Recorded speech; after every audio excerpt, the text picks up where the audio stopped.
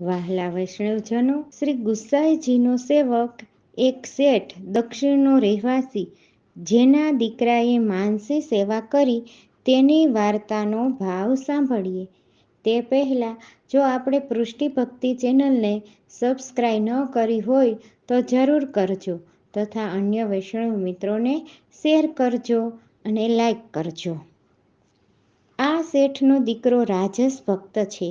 લીલામાં એનું નામ ધ્યાનમગ્ના છે. શ્રી ઠાકોરજીના ધ્યાનમાં નિરંતર મગ્ન રહે છે. એ રસભ્રદાથી પ્રગટી છે, તેથી એના ભાવરૂપ છે. ધ્યાનમગ્નાની એક સહચરી એનું નામ રસમગ્ના છે. તે અહીં શેઠ થયો. એક શેઠ અન્ય માર્ગીય હતો. ધંધા વેપારમાં દ્રવ્ય ઘણું કમાયો. પછી વિચાર કર્યો કે દ્રવ્ય તો ખૂબ કમાયો, તેથી હવે તીર્થયાત્રા કરું તો સારું. પછી કુટુંબ સહિત તીર્થયાત્રાએ નીકળ્યો. બધા તીર્થયાત્રા કરતાં કરતાં વ્રજમાં આવ્યો. તે સમયે શ્રી ગોકુળમાં શ્રી ગુસાઈજીની પોતાની બેઠકમાં બિરાજ્યા હતા. ત્યારે શેઠ ગુસાઈજીના દર્શને આવ્યા. શ્રી ગુસાઈજીના દર્શન કર્યા. દર્શન કરીને વિનંતી કરી કે મહારાજ, મને કૃપા કરીને શરણે લો. શ્રી ગુસાઈજીએ શેઠને કહ્યું, નાહી આવ. શેઠ યમુનાજીમાં નાહીને શ્રી ગુસાઈજીની આગળ આવીને ઊભો રહ્યો. ત્યારે શ્રી ગુસાઈજીએ કૃપા કરીને નામ સુણાવ્યું. બીજે દિવસે વ્રત કરાવી બ્રહ્મસંબંધ કરાવ્યો. શેઠે શ્રી ગુસાઈજીને વિનંતી કરી કે મહારાજ, શી આજ્ઞા છે? શ્રી ગુસાઈજીએ કહ્યું કે સેવા કરો. શ્રી ગુસાઈજીએ કૃપા કરીને શેઠને માથે સેવા પધરાવી દીધી. કેટલાક દિવસ શ્રી ગોકુળમાં રહી શ્રી ગોવર્ધનનાથજીના દર્શન કરવા શેઠ કુટુંબ સહિત ગયા.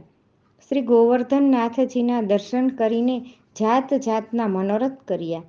પછી શ્રી ગુસાઈજીથી વિદાય થઈને નીકળ્યા તો પોતાના દેશમાં આવી પહોંચ્યા. પછી પોતાના ઠાકોરજીની સેવા સારી રીતે કરવા લાગ્યા. શેઠનું મન શ્રી ગુસાઈજીની કૃપાથી રાત દિવસ શ્રી ઠાકોરજીની સેવામાં રહે. સવારે ઉઠી સ્નાન કરી પ્રથમ તો રસોઈ બાલ ભોગની બધી સેવામાં પહોંચે. પછી શ્રી ઠાકોરજીને જગાડી મંગલ ભોગ ધરી મંગલ આરતી કરી. પછી શિંગાર કરી રાજભોગ ધરી રાજભોગ આરતી કરી. વૈષ્ણવને મહાપ્રસાદ લેવડાવે. જે દિવસે અચાનક કોઈ વૈષ્ણવ આવી ચઢે તે દિવસે ખૂબ પ્રસન્ન થાય. જે કોઈ વૈષ્ણવ પાસે વસ્ત્ર ન હોય તેને વસ્ત્ર અપાવે. શ્રી ગુસાઈજી તેમજ વૈષ્ણવો પર ખૂબ મમતા રાખે. તે પછી ભગવત વાર્તા કીર્તન કરે. વર્ષો વર્ષ શ્રી ગુસાઈજી તથા શ્રીનાથજીને ભેટ મોકલતા.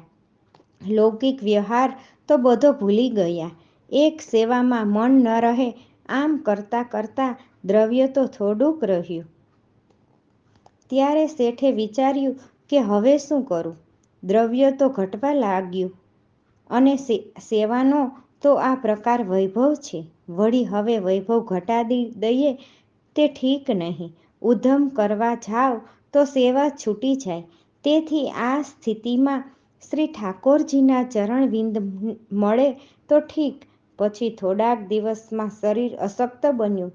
ત્યારે બીજા બ્રાહ્મણોને બોલાવી વૈભવ સહિત શ્રી ઠાકોરજી એક વૈષ્ણવને ઘેર પધરાવી દીધા. ખરચ પ્રમાણે જીવિકા બતાવી દીધી. વળી કહ્યું કે મારો દીકરો છે એ સેવક થાય, સમર્પણ કરી સેવા કરે તો શ્રી ઠાકોરજીને સોંપજો, નહીંતર ન સોંપો. કેટલાક દિવસ પછી શેઠ તો શ્રી ઠાકોરજીના ચરણવિંદમાં પ્રાપ્ત થયા. શ્રી ઠાકોરજીનો વૈભવ તો એવો ચાલ્યા જ કરે. પછી શેઠના સગા સંબંધીઓએ શેઠના દીકરાને કહ્યું કે તું સેવક ન થઈશ. તારો બાપ સેવક થયો તે બધું દ્રવ્ય ખર્ચી નાખ્યું. હવે તું સેવક ન થઈશ. એણે કહ્યું કે હું સેવક નહીં થાઉં. બાપના પુણ્યથી દ્રવ્ય તો કમાઈશ. પછી એ શેઠનો દીકરો ધંધો કરવા લાગ્યો. વેપાર ધંધામાં દ્રવ્ય ખૂબ કમાયો. પછી એણે મનમાં વિચાર્યું કે હું તીર્થયાત્રા કરું તો ઠીક. ઘેરથી નીકળ્યો તે વ્રજમાં આવ્યો. શ્રી ગુસાઈજીના દર્શન રોજ કરે. વૈષ્ણવોએ એને કહ્યું કે તું સેવક કેમ નથી થયો? એણે કહ્યું કે હું તો સેવક નહીં થાઉં. ત્યારે વૈષ્ણવોએ જઈને શ્રી ગુસાઈજીને કહ્યું કે મહારાજ, ફલાણાનો દીકરો સેવક નથી, એનો બાપ તો પરમ ભગવતીય હતો. શ્રી ગુસાઈજીએ એને પૂછ્યું કે કેમ નથી થતો? એણે કહ્યું કે મહારાજ, દ્રવ્ય બધું ખર્ચાઈ જાય છે. પછી ગુસાઈજીએ કહ્યું કે આગળ આવ, તું પૈસા ન ખર્ચીશ. ત્યારે એ પ્રસન્ન થયો. પછી કૃપા કરીને પોતે નામ સુણાવ્યું. સેવક તો થયો, માળા આપી, પછી રોજ દર્શન કરવા આવે. એક દિવસ શ્રી ગુસાઈજીએ પૂછ્યું કે તું નાહ્યો છે? એણે કહ્યું કે મહારાજ, હવે નાઈશ. શ્રી ગુસાઈજીએ કહ્યું કે આને તો ગરમ જળથી નવડાવો અને આપણે ત્યાંથી નવો મુકટો પહેરાવીને લઈ આવો. આવી આજ્ઞા આપે ખવાસને કરી. પછી નવડાવી તેને મુકટો પહેરાવી શ્રી ગુસાઈજીની આગળ બેસાડ્યો. શ્રી ગુસાઈજીએ કહ્યું કે હવે તું કશી ભેટ ન કરીશ? પછી સમર્પણ કરાવી મહાપ્રસાદ લેવડાવ્યો, બીડું આપ્યું અને કહ્યું કે આમાં તો તને ખર્ચ ન થયો ને? પછી એ પોતાના મુકામે ગયો. બીજા દિવસે શ્રી ગુસાઈજીના દર્શને આવ્યો. શ્રી ગુસાઈજીએ કહ્યું કે તારો બાપ તો દ્રવ્ય ખર્ચીને સેવા કરતો, પણ અમે તને એવી સેવા બતાવીએ જેમાં એક પૈસો તારો ન ખર્ચાય અને તારા બાપ સેવા કરતા તેટલી જ સેવા થાય, એવો ઉપાય બતાવીએ. ત્યારે શેઠના દીકરાએ કહ્યું કે એવો ઉપાય બતાવો તો સરસ. પછી શ્રી ગુસાઈજીએ કહ્યું કે સવારે ઉઠી દેહ કૃત્ય કરી, દાંતણ પાણી કરી, સ્નાન કરી, મુદ્રા કરી, એકાંતમાં બેસીને આ પ્રકારે શ્રી ઠાકોરજીને જગાડવા.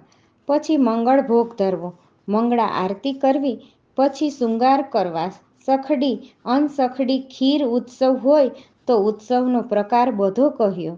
પછી આ પ્રકારે રાજભોગ ધરવા, ભોગ સરાવી, આરતી કરી, અનોસર કરવા, ઉત્થાપન સમયે નાહી ઉત્થાપન કરવા, ઉત્થાપન ભોગ ધરવો અને શેન ભોગ ધરી શેન આરતી કરી, શ્રી ઠાકોરજીને પોઢાડવા.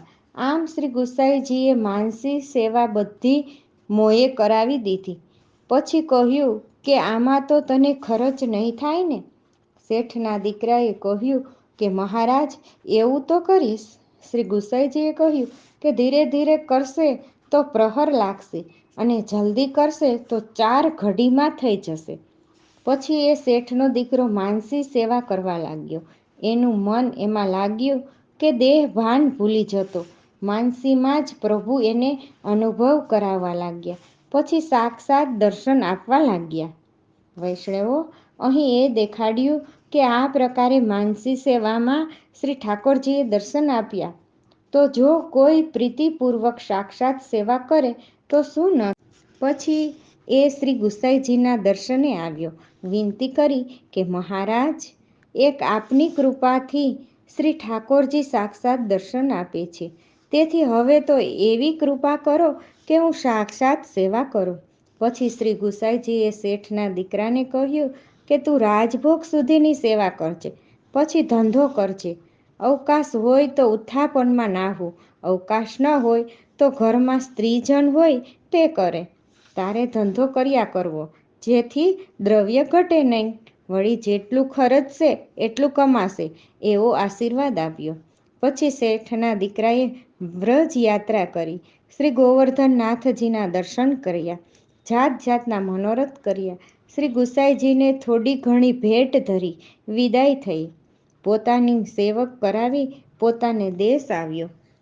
પછી પોતાના શ્રી ઠાકોરજી પેલા વૈષ્ણવોને ઘેર બિરાજ્યા હતા ત્યાંથી પોતાને ઘેર પધરાવી લાવ્યો. શ્રી ગુસાઈજીની કૃપાથી લૌકિક અલૌકિક કાર્ય કરવા લાગ્યો. ભલો વૈષ્ણવ થયો. આ શેઠ અને એનો દીકરો શ્રી ગુસાઈજીના આવા પરમ કૃપાપાત્ર ભગવતીય હતા. એમની વાર્તા ક્યાં સુધી કહેવી. સર્વે વાલા વૈષ્ણવને જય શ્રી કૃષ્ણ.